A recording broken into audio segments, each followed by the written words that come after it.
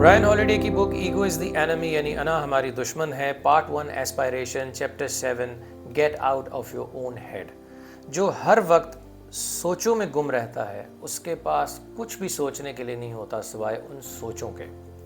Plato کی ایک سینگ ہے، feasting on your own thoughts,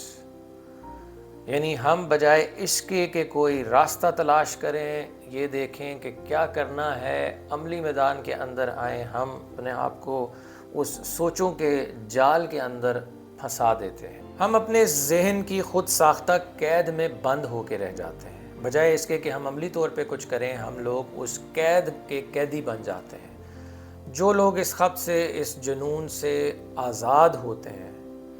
وہ زیادہ اچیو کرتے ہیں۔ ہم نے اپنی سوچوں میں ایک امیجنری آڈینس بنائے ہوتے ہیں، ہمارے ایک ایک قدم پہ دنیا کی نظر ہے، جدھر ہم داخل ہو رہے ہیں تو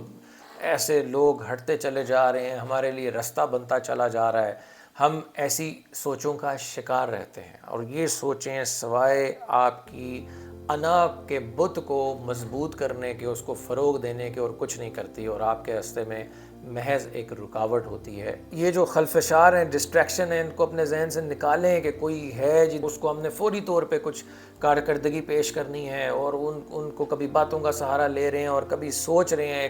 ایک غلط سائڈ پہ اپنی امیجنیشن کو لے کے جا رہے ہیں۔ کوئی بھی آپ کی بیٹھ کے کارکردگی نہیں دیکھ رہا، صرف آپ ہیں، آپ کا کام ہے جو ہم نے کرتے جانا ہے، سیکھتے جانا ہے، اپنے آپ کو بہتر کرتے جانا ہے، اور اس کا حساب ایک دن آپ نے اپنے خالق کو دینا ہے۔ تو اپنے ذہن سے باہر نکلیں اور اپنی سوچوں کو ایک ڈائریکشن دیں، اس جال سے، اس قید سے اپنے آپ کو